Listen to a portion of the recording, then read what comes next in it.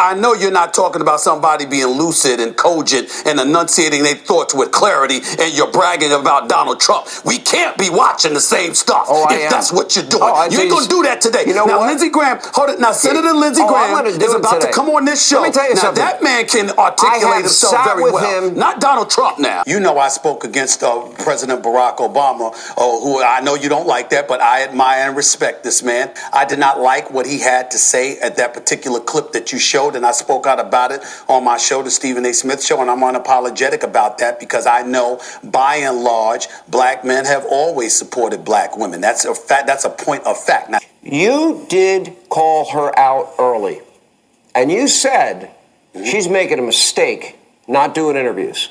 And meanwhile, your friends in the Democratic Party, they ignored the obvious, significant, deep cognitive decline of the president for over 4 years. Go ahead. Hang on a second. You know what? I have never watched you hold back. You say what you mean. You mean what you say. Ooh, Stephen A. Smith got caught. So how would you guys feel if, you're married and you check your bank account and you find out that your bank account is tens of thousands of dollars below where it used to be? Okay. Now you ask your wife, hey, babe, what happened to all the money? And her response is this. I mean, I've made many mistakes, and they range from, So I mean, like, what do you say to her after that? By the way, guys, if you guys are appreciating the content, definitely hit the like button. I totally appreciate you guys. Don't forget to subscribe and share this video. Get the word out. Ladies and gentlemen, the Kamala Harris Waltz campaign has literally hit panic mode.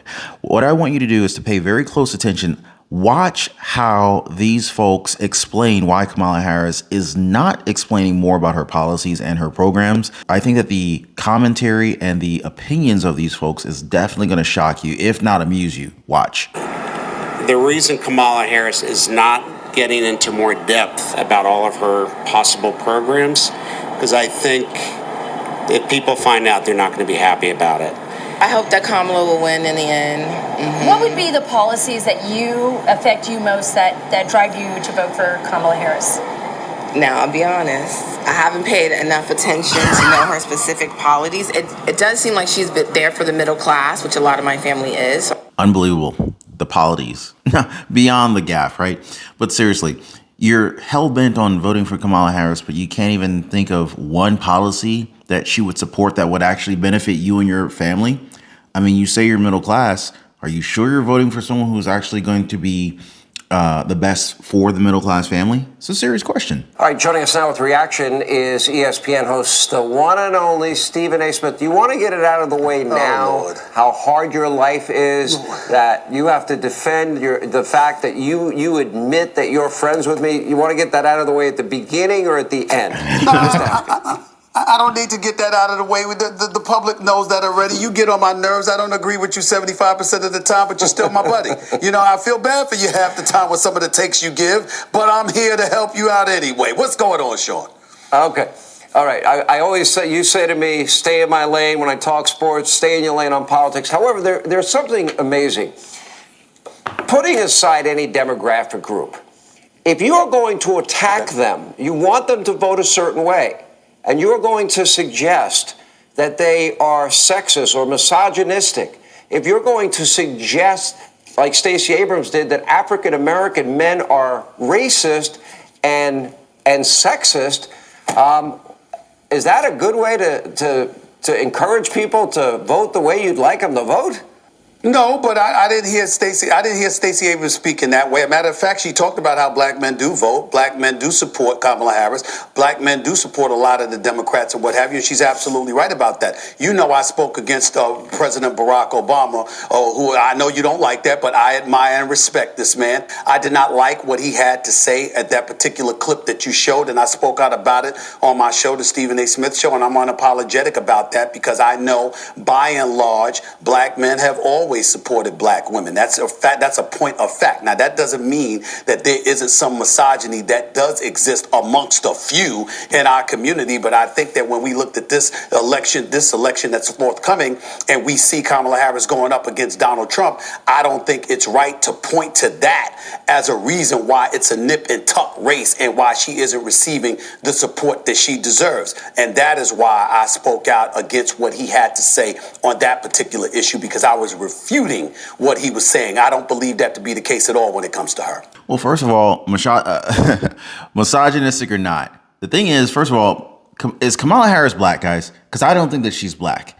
I look at a woman who has some clear Indian heritage, a Jamaican father, but all of a sudden she's black. She's campaigned on her Indian heritage. She has definitely been very, very proud of her Indian heritage, which she should be. We should all be proud of where we came from. But I completely disagree with morphing or being a chameleon and suddenly being black when you find that it's politically beneficial to do so. All right, so let's stay on Kamala Harris for a second here. Democrats are in a state of panic. All the momentum seems to be going to Donald Trump. I told you this would happen in a private conversation we had. You were skeptical. I think I was proven right. You know sports better than I do. I think I know politics. I know. You do. But here's my question for you.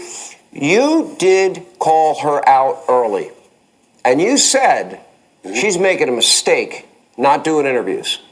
Now, she does these interviews, and I argue to you that the reason she's struggling and she's like tied up in a pretzel, because she can't express what she has stated publicly, that she wants the Green New Deal, the elimination of the filibuster. She can't say she wants to eliminate private health insurance, as she has said in the past. She's not going to run on what she has stated in the past to decriminalize illegal immigration, free food, housing, healthcare, education, sex change operations, and a path to citizenship, or banning fracking, banning offshore drilling. So she has to, give us word salads, because she won't tell us how she really feels. She's hiding her true beliefs. Well, Donald Trump doesn't do that. Well, first of all, that's a very long question. Let's get to it. Number one, you talk about what she's doing. Bottom line is this: as Vice President of the United States, it wasn't her job to lead. She has to go along with the program. You are a support base. You support the person that is in charge, who happened to be Joe Biden. That's number one. Number two, I know you're not talking about somebody being lucid and cogent and enunciating their thoughts with clarity, and you're bragging about Donald Trump. We can't be watching the same stuff if that's what you're doing. You ain't gonna do that today. You know now, what? Lindsey Graham, hold it. Now, Senator Lindsey Graham is about to come on this show. Let me tell you something. That man can articulate himself very well. Not Donald Trump now. Okay. Woo. The debate is getting a little bit heated now.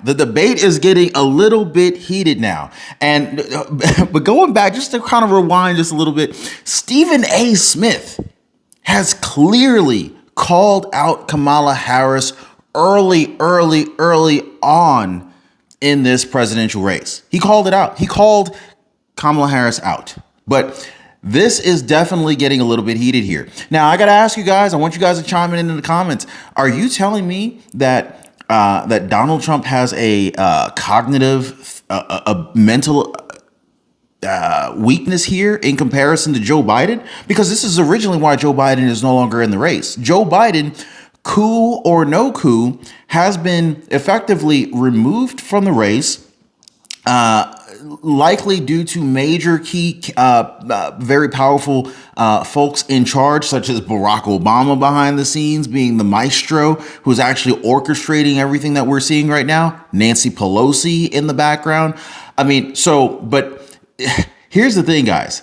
Stephen A. Smith goes livid when Sean Hannity basically makes the point in argument that Donald Trump is way more coherent and is a better speaker than Kamala Harris and Joe Biden. Can you really argue with him, though? Can you really argue with Sean Hannity? Or do you agree with Stephen A. Smith? Y'all let me know. I have sat with him for hour after hour after hour, topic after topic after topic, and he is so dialed in. Really? Look, it's funny. People try. This is like the latest argument. Press conferences? And meanwhile, Meanwhile, your friends in the Democratic Party, they ignored the obvious, significant, deep cognitive decline of the president for over 4 years. I said Now, what really kills me, guys, is like they keep the Democratic Party to the left, Stephen A. Smith here, Kamala Harris, you name them. They're always pointing to how they're saying Donald J. Trump has pulled out of these meetings. Donald J. Trump has decided to back out of debates. Guys, let's not forget, Donald Trump was the one who requested 3 debates to begin with, one of which should have been on Fox News. Kamala Harris declined 2 out of the 3 debates at the onset. She then, after having one debate with Donald Trump, got destroyed by Donald Trump. She then is begging or was begging for a rematch. She begged for a rematch. Donald Trump never responded. Well, actually, he later responded. He didn't respond initially, but essentially, he wasn't interested in further debates after she had declined the first 2 out of 3 that Donald Trump had suggested. Okay, so now that she's got basically a black eye after the debate that took place between Kamala Harris and Donald Trump, now she's desperate for a rematch. Well, sure, if you're the loser, you want to get another shot. But what happened to the initial invitations? That's my thing. before the 2020 election, Kamala to this day say, "Oh, Joe was really cognitively alert." You know that's a crock. I know that's a crock. What is she Everybody supposed to say, watching Sean? knows it's a crock. Not Donald Trump. Sean, what is it? Hold on. What is she supposed to say? She's supposed to sit up there and say, you know what, my president, my The boss. truth. I mean, there was How about- cognitive how about decline the there. truth? No, you're not. No, you tell the truth on do your that. show? You don't dime out your boss. You don't. Listen, I do don't? tell the truth on You my show, but don't? guess what? So I said I do. What I said, however, what is that makes I'm you not going to successful? dime out I'm my gonna tell boss if that's my boss. Go Whoa, ahead. hang on a second. You know what? I have never watched you hold back. You say what I'm you not mean. holding You back. mean what you say. That's my Yes. point. She is. But- She knew. Time out. She knew he was a cognitive. Ooh, Stephen A. Smith got caught. Hannity cornered him. So what we're seeing here is Sean Hannity using Stephen A. Smith's own argument against him. Sean Hannity basically leveraged Stephen A. Smith's pride. He said, hey, I have never, ever seen you hold back. I have never seen, and Stephen A. Smith had misheard him, and he almost defended himself. And Sean Hannity further clarified, saying, hey, no, I'm saying you've never held back. Stephen A. Smith agrees. Then Sean Hannity says, so then if you are being asked about your boss, you shouldn't be holding back there. Stephen A. Smith basically got stumped. Mess, and now she's lying. Oh no, I never noticed it. It's a Because crock. Sean, It's a lie. because Sean, what Just you're trying admit to it's a lie. because what people. But because what? Listen, I personally listen. A year earlier, I was saying there's slippage. There's something that ain't there. He ain't gonna make it to the election. Y'all better get with the program. No. Do something about it. I was on the record about Joe Biden, but I'm not a part of Well, the you know Biden what else? administration. And if I was a part of the Biden administration, I wouldn't have told you that. That's number one. Number two, she's the candidate But you know now. what? You got to run against her. Are you gonna beat her, Sean? Are you gonna beat her? Are you gonna beat her? He's gonna- it's a straight Are you up. confident It's straight that up. Trump? The American people. Are you as confident as you were months The ago? biggest choice Are you election confident as in you a was months ago? lifetime. I see But some slippage on his Stephen part. Stephen A. Let me tell you something. Yes. She lied when she said the inflation's transitory. They lied repeatedly, and she said, "Oh no, the border's secure. The border's secure." Now, Are you all of a sure? sudden, Are you sure you want to make the case about somebody lying in favor of Trump? She never changed Are you her sure about that? positions on. Guys, how many of y'all, I know y'all remember this. Janet Yellen, she get up there, all these other folks that was in the White House. Janet Yellen was famous for saying this. Inflation is transitory. We're going to get through this. You know, this is going to be a little short period of time. This was like when inflation was like going up past 3-4%. And inflation is just temporary. You know, remember Jerome Powell, he was coming out saying the whole thing this is just going to be a brief period of time. Inflation hit 6%, inflation hit 7%, inflation hit 8%, 9%. It went bananas. Everyone was in panic mode. What in the world is going on? Democratic Party didn't know what to do. Biden kept getting up on stage at the time, trying to put our concerns at bay. Meanwhile, grocery prices were going sky high. They were skyrocketing, guys. Gas prices were hitting $6, $7, $8, $9, $10 a gallon in parts of the United States. But here we are today. Never changed their position on the Green New Deal, on sex change operations, open borders, amnesty, until she became a candidate. You know what that means? She is a typical politician that just will say whatever needs to be said to win. Pandering to the audience. That's all it's been. And this is what she's been called out for doing for the longest, guys. Flip-flop Harris. Either that or heels up. An election. You get the last word because I like you so much. Can I retort? Let me retort. Fair enough. Okay. You didn't even bring up fracking. You didn't even bring up the border. That's absolutely a valid point on your part. What she's doing now is saying, excuse me, I'm open to compromise. I'm willing to work across the aisle. I'm willing to listen and make things happen. Now, you have a lot of people who are going to vote for Trump, and they absolutely positively believe he will change Washington. The question is, will it be for better or will it be for worse? The cesspool that we look at as the nation's capital, if you got him back in office and he's on a revenge tour and he's not focused on doing what it takes to lead the country, where will that lead the country? You're not bringing that part up. So again, we might not like something on the left. We might not like something on the right. These are the two candidates that we've got to work with. And when you bring up issues in terms of character or in terms of being truthful or whatever, let me tell you something right now. Right. You can bring a whole bunch of Republicans and I'd be cool with it. You can't bring up Trump to make a case against somebody else using those arguments. There's no question that migrants bring. America is a country that was built in part by immigrants. Ladies and gentlemen, we have already confirmed the level of desperation from the Democratic Party, but what you're about to hear right now from Kamala Harris's regime is almost startling. President Joe Biden has appointed U.S. District Judge Patricia Giles. She has just ruled that 1,500 non-citizens who were purged from the voter rolls in Virginia must be put back on Virginia's voter rolls. You got to ask yourself, guys, what is the reason behind this? Take a listen. Watch. Back on the voter rolls. And what's even more astounding is the vast majority of these folks had presented immigration documents confirming that they were non-citizens, and we recently had that verified by federal authorities. So here we are with a judge saying, put people back on the voter rolls who you know are non-citizens. And this is under a law in Virginia that's been in effect since 2006. It has been applied by Republican and Democrat governors alike into this 90-day period. And here we are 11 days before a presidential election and a federal judge is ordering them back on the voter rolls. It's astounding to me that this could possibly happen.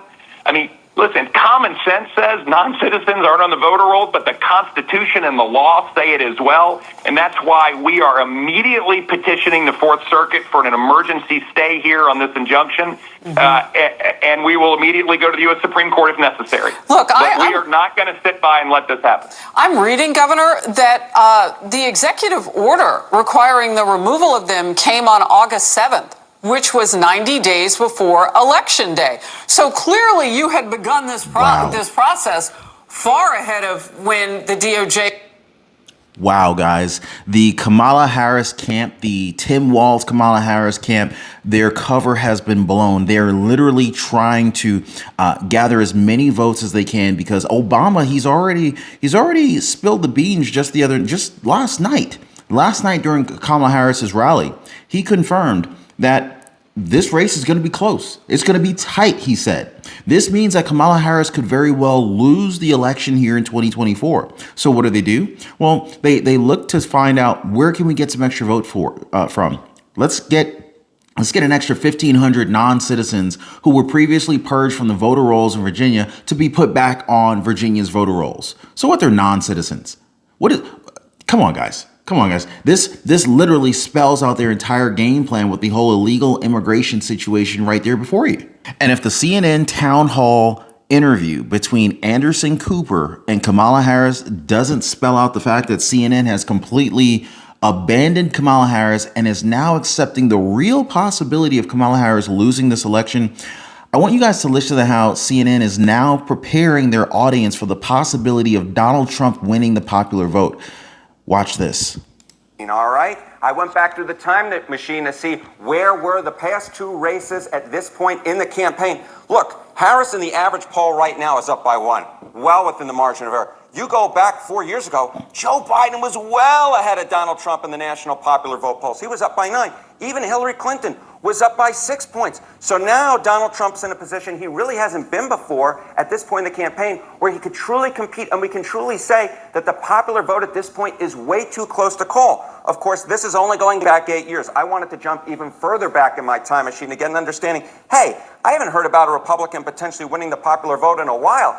And it turns out a Republican winning the popular vote, it hasn't happened since 2004 in George W. Bush defeating John Kerry. And that's only the one time that it has happened. In fact, you have to go all the way back to 1988 to find another one, when it was George W. Bush's father, George H.W. Bush, winning the popular vote over Michael Dukakis. So the fact that the polls right now are so close, John, the fact that Donald Trump has a legitimate shot of winning the popular vote is something I think a lot of folks, including in my line of work, really didn't think could possibly happen when Donald Trump was running last time around. He could make history, not just for Donald Trump, for a Republican candidate as well. Wow. CNN's Harry Enton has literally indicated that Donald Trump could literally make history here, guys. And also just essentially CNN is essentially telling their audience that, hey, Donald Trump has the possibility of winning the popular vote, guys. I think we're making history. By the way, if you guys appreciate the content, definitely hit the like button for the video, subscribe to the channel, check out this video coming up, and I'll see you guys on the next one.